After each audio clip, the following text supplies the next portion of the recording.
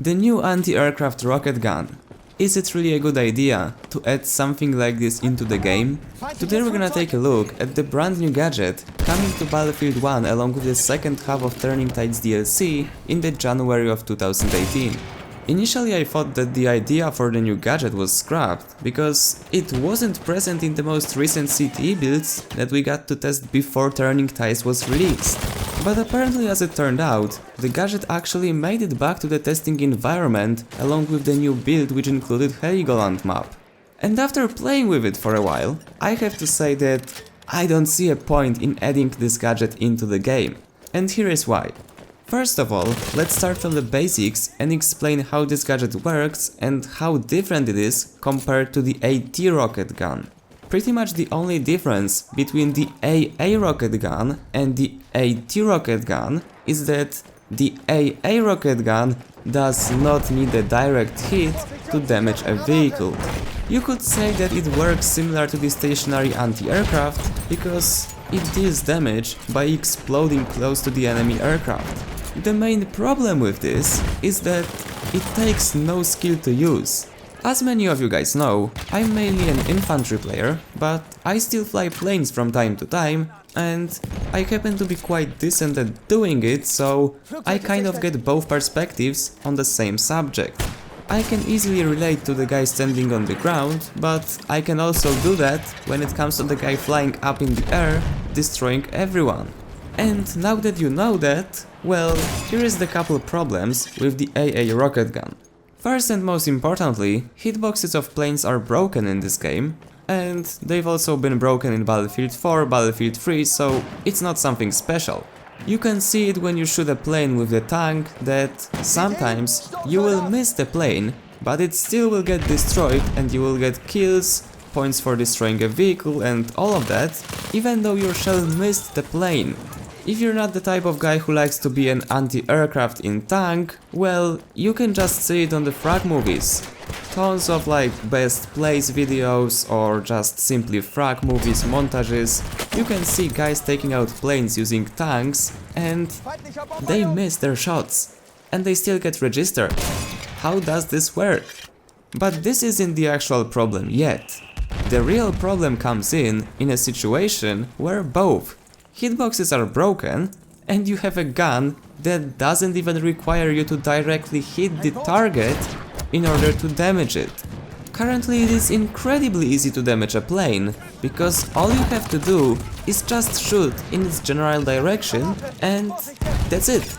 By no means guys, I'm not saying that we shouldn't be getting a new anti-plane weapon for the assault class. All I'm saying is that currently, in its current state, it is just broken. If you don't believe it, just think about this situation.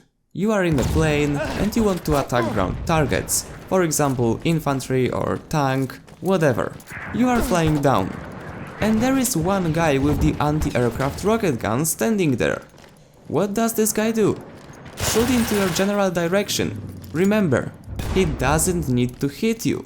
All he has to do is shoot into your general flying path, because you're gonna get damaged either way because of the splash damage.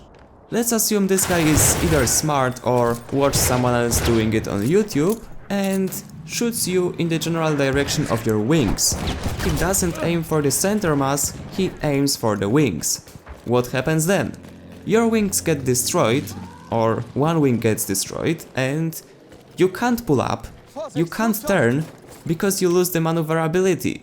Even if you are a good pilot, have 100% sensitivity, 10,000 DPI on your mouse, you're not gonna avoid a crash if you are too close to the ground.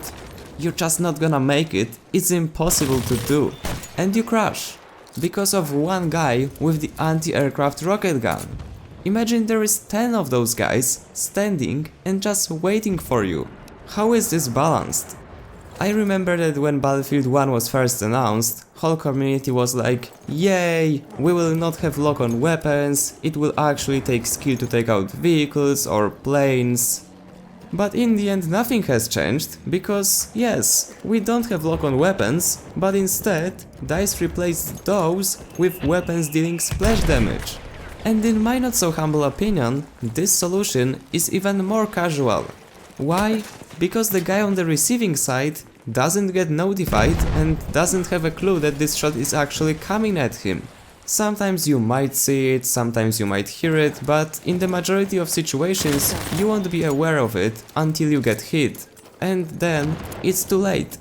I don't really see why DICE wants to go into this direction of Battlefield 1.